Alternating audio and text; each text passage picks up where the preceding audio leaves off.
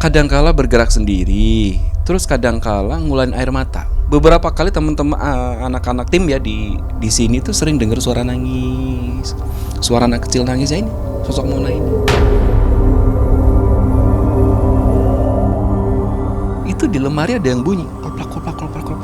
Pernah cek sama istri, jangan-jangan tikus. Pas dibuka, dia lagi bergerak tuh.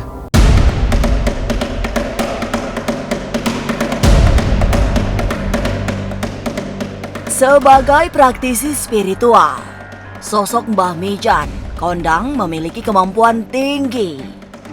Itu membuat tidak mengherankan jika Mbah Mijan memiliki koleksi benda-benda mistik yang memiliki energi gaib sangat kuat.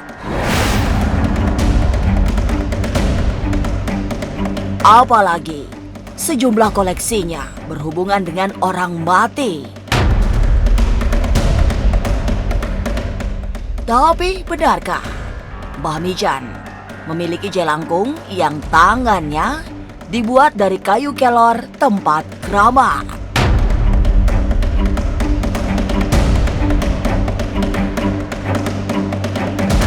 Jangan dulu berlalu, masih akan banyak keganjilan terjadi di sini. Dan jangan lupa subscribe, like, share, dan komen agar tak ada yang terasa ganjil di sekitar Anda.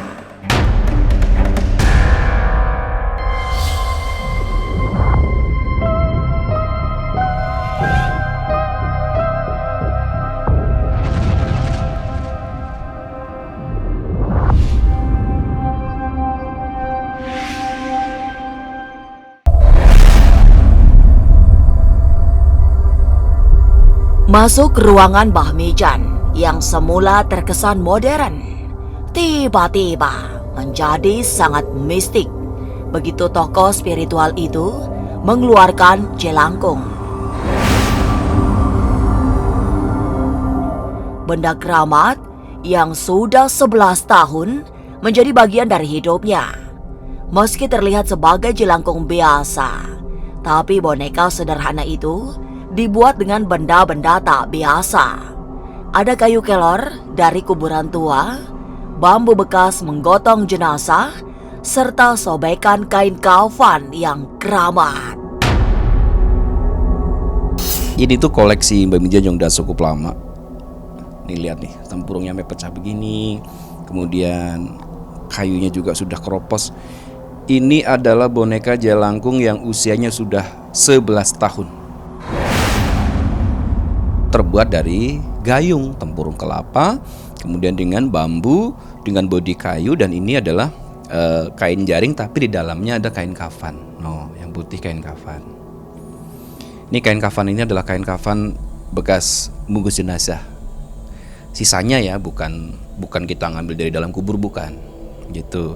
Kemudian ranting ini dari kayu kelor yang memang di area keramat gitu. Nah, bambunya juga spesial, bambu yang biasa buat menggotong jenazah gitu. Kalau tempurung kelapa ini biasa untuk lebih mengikat ya, biar ada energi pemancing yang cukup kuat. Orang kan bilang katanya itu boneka jin, ya bukan, ini adalah sebuah sarana aja, sarana pemanggil. Kalau zaman dulu ini adalah sebuah permainan. Ya seperti sekarang lah, zaman sekarang tuh ibaratnya mereka punya boneka-boneka, mereka punya apa, dan mobil-mobilan dan sebagainya. Nah, orang dulu mainannya ini.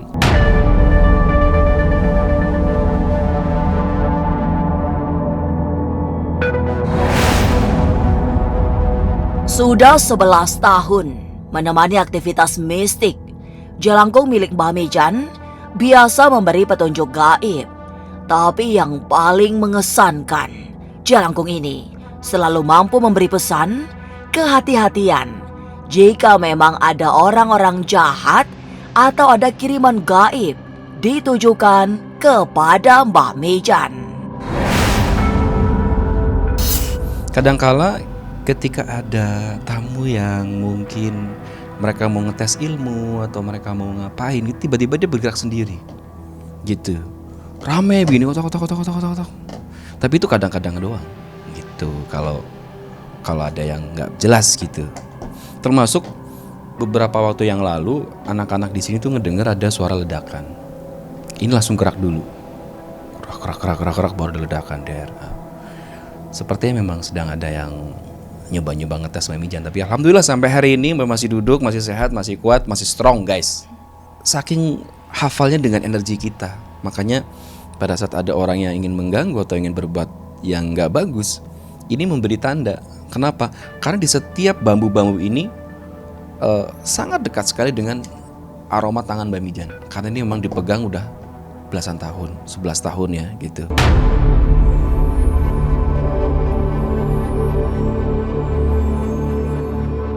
Sebagai perkakas mistik, jelangkung milik Mbah Mijan bisa dirasuki oleh sembarang makhluk gaib. Selama ini, sudah sangat banyak jenis lelembut yang masuk ke raga sang jelangkung.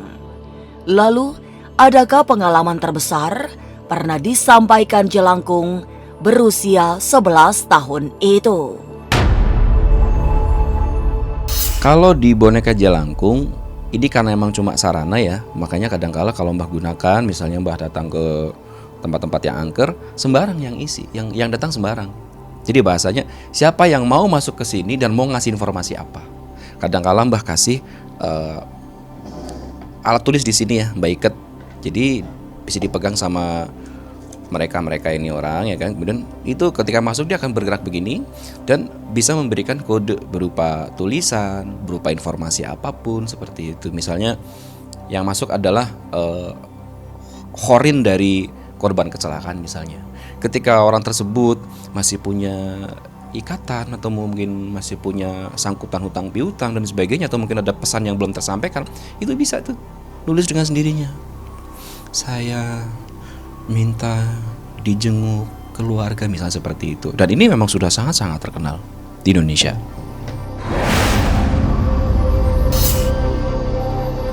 Ada satu keluarga kehilangan anaknya. Gosipnya dia hilang setelah pulang kerja. Biasanya kan pulang kerja jam 6, tiba-tiba jam 7, jam 8, jam 9 sampai keesokan harinya itu gak pulang-pulang. Dicari gak ketemu-ketemu, teleponnya sudah mati, dilaporkan polisi pun gak ada hasil. Kemudian datang ke Mbak Mijan nangis-nangis, "Mbak, ini tolong anak saya ada di mana segala macam." Ini unik. Mungkin karena kebetulan saja bahwa rezeki Mbak Mijan juga rezeki orang tersebut. Saat ini tiba-tiba masuk dipegang sama orang tersebut ya, itu nulis, ngasih tulisan mati. Udah 11 hari dicari gak ketemu, tiba-tiba dari jelangkung ini ada tulisan mati. Dan keesokan harinya ada kabar bahwa ditemukan sosok mayat yang gantung diri di kos-kosan. Dan ternyata setelah dikulik itu bukan gantung diri, digantung sang pacarnya.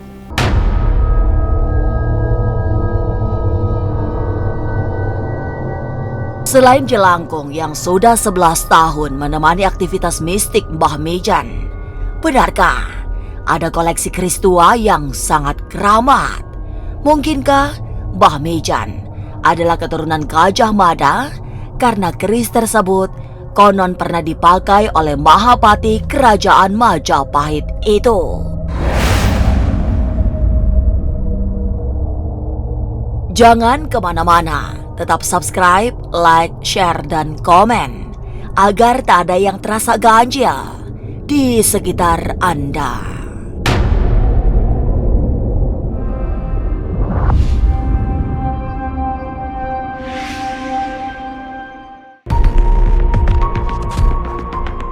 Koleksi benda mistik yang termasuk angker adalah keris berdapur tilam ubi dengan tanggul Majapahit, sehingga usianya sangat tua.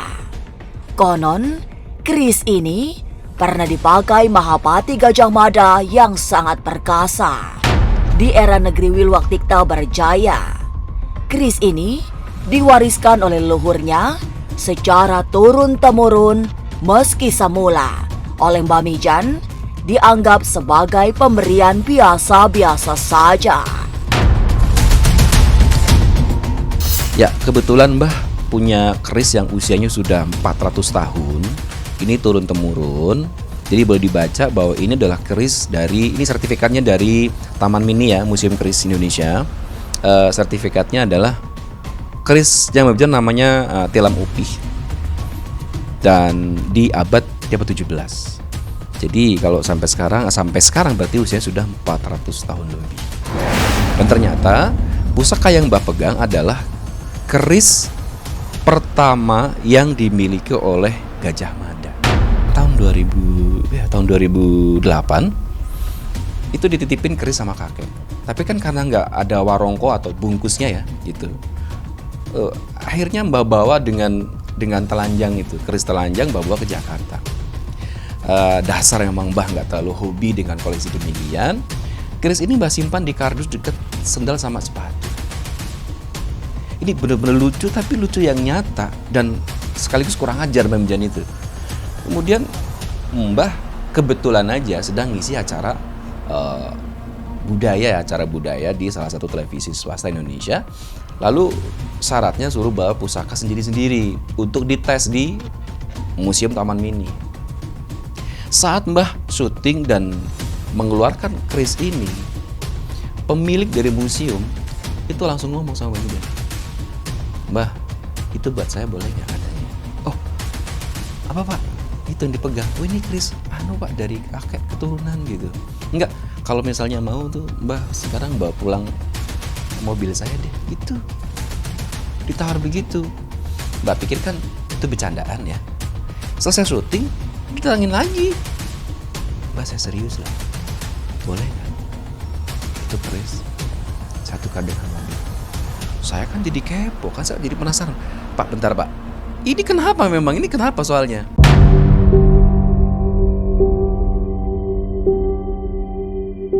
Tak pernah disangka, keris yang di rumahnya disimpan secara tidak semestinya ternyata pusaka penunjul yang unggul. Setelah diteliti oleh Museum Pusaka Taman Mini, keris akhirnya dirawat dengan baik. Hingga kini, keris ini sering memberi sasmita atau tanda-tanda gaib. Sementara pada malam-malam tertentu sering membuat gaduh lemari. Ini keris usianya sudah 400 tahun. Tapi nggak dirawat. "Pak, boro-boro saya rawat. Ini saya simpan di kardus dekat sendal jepit Pak, kelompok sepatu." Nah itu Mbak Mijan kurang ajar katanya.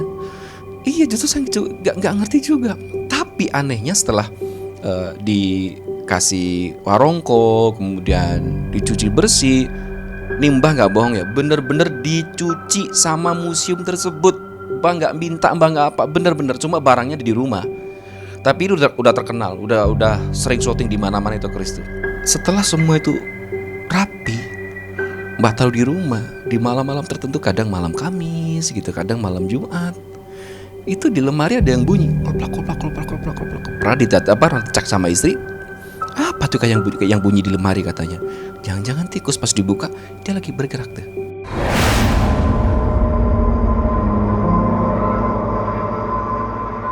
Lantas, bagaimana dengan Simona, pocong cilik yang sering minta susu? Jangan kemana-mana, tetap subscribe, like, share, dan komen agar tak ada yang terasa ganjil di sekitar Anda.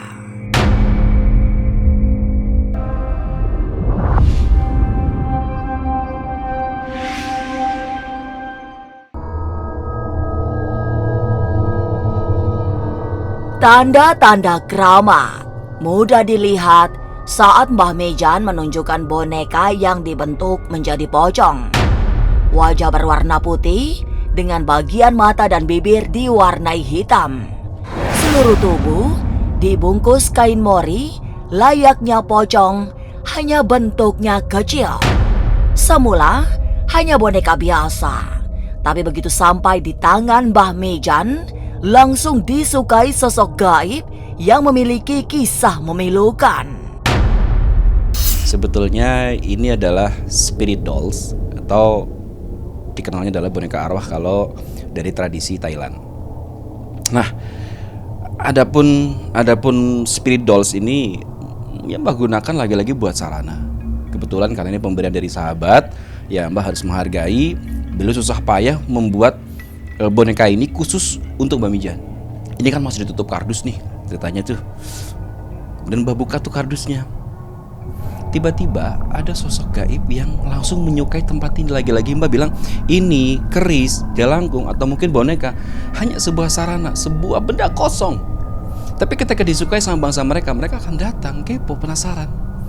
Dan ada sosok wanita. Ini kalau Mbah mau menceritakan tuh sedih ya. Ada sosok gadis kecil, sosok gaib yang kepalanya terputus karena dianiaya oleh ayah tirinya.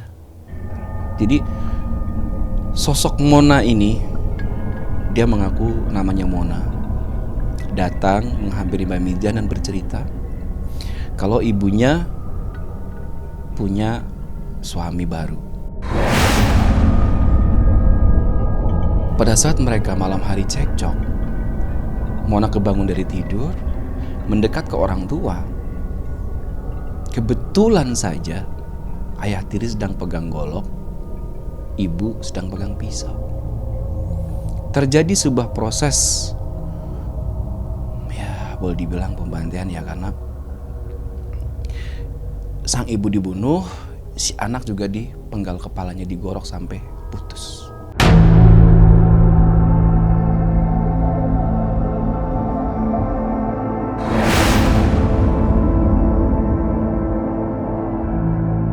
Semula, secara berkelakar, Mbah Mijan menamai boneka arwah pemberian seseorang itu Poci, alias pocong cilik.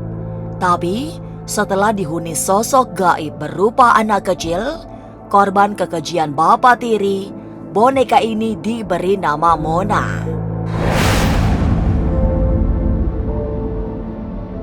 Sejak menjadi koleksi benda mistik, Mona selalu memberi pertanda tertentu jika akan ada kejadian. Tapi Mbah Mijan justru sering iba karena boneka ini bisa tiba-tiba menangis atau mengeluarkan air mata tanpa diduga-duga. Ini sebutannya adalah Poci ya, pocong cilik, boneka pocong cilik. Sampai Mbak beri nama Mona karena sosok yang menyukai sarana ini, benda kosong ini, spirit dolls ini adalah Mona. Dia meminta disempurnakan dan sebagainya. Sudah, akhirnya Mbak biarkan dia sampai sekarang. Kadangkala masuk, kadangkala dia pergi, kadangkala bergerak sendiri, terus kadangkala ngulain air mata. Kalau lagi masuk ke sini tuh bisa aneh-aneh itu. Itu bisa keluar air mata itu. Terus beberapa kali teman-teman anak-anak tim ya di sini tuh sering dengar suara nangis, suara anak kecil nangis ya, ini sosok Mona ini gitu. Ya, ingin disempurnakan karena kondisinya kan seperti itu ya, meninggal tidak wajar. Dan lagi-lagi ketika Khorin yang pernah merekam kejadian manusia yang meninggal nggak wajar tetapi tidak bersalah, itu masih bisa didoakan. Kecuali Khorin orang yang misalnya bunuh diri, itu nggak bisa. Tapi kalau dibunuh, ada accident, bisa disempurnakan, bisa didoakan.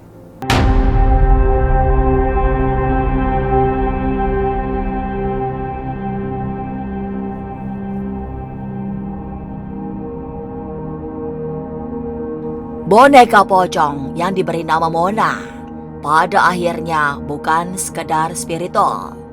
Di tangan Mbah Mijan bisa dikelola menjadi boneka yang berguna meski energi yang ikut di dalamnya adalah sosok anak kecil korban kekerasan. Tidak ada perlakuan aneh, hanya sekali saja saat pemilik pertama boneka ini datang minta permen dan minum susu. Kalau dari Mbah enggak, tapi pas waktu pemiliknya datang ke sini, kata sang pemilik minta susu, permen. Walaupun cuma boneka, bahasanya boneka biasa ya, tapi ketika pemiliknya mengalami accident misalnya kecelakaan dan sebagainya, dan kemudian boneka itu ada tetesan darahnya, maka ini akan menjadi pemicu datangnya makhluk halus. Mbah pernah punya pengalaman, ini nyata banget dan mengerikan sekali. Bukan mau mengingatkan soal tragedi kecelakaan maut di Cipularang ya, tapi memang itu salah satu pengalaman nyata yang Mbah alami. Mbah waktu itu datang ke sana menjenguk para korban untuk mendoakan, dan kebetulan Mbah ketemu dengan mobil-mobil yang terbakar. Di salah satu mobil tersebut ada boneka yang sudah setengah gosong ya, jadi tersisa dari kepalanya saja. Kemudian Mbah ambil. Itu nih Mbah sampai merinding ya. Itu saat Mbah ambil tuh ada suara teriakan yang Mbah dengar tuh jelas banget. Tolong katanya. Lalu Mbah cium aroma boneka tersebut. Ya ada bau kain yang terbakar, tapi juga ada bau kayak kulit ya, kayak kulit kebakar gitu. Jadi bener-bener kayak korban eksiden itu nempel di boneka tersebut. Walaupun ini boneka biasa, tapi dengan ada yang seperti itu yang masuk, ada tiga makhluk halus sekaligus. Ada yang memang sengaja masuk ke situ buat dijadiin rumah, ada yang sengaja masuk ke boneka itu buat menghirup aroma hawa dari orang tersebut kayak gitu.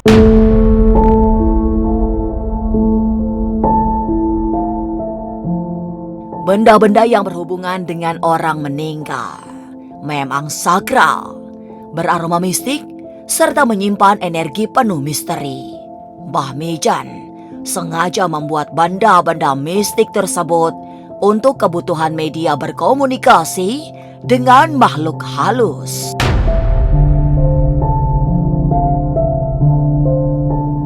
Inilah ganjil yang akan menguak berbagai misteri di alam nyata dan tak kasat mata. Sampai jumpa pada episode selanjutnya dengan kisah-kisah ganjil setiap hari Senin, Kamis, dan Jumat pukul 5 sore. Tapi sebelumnya, jangan lupa subscribe, like, share, dan komen agar tak ada yang terasa ganjil di sekitar Anda.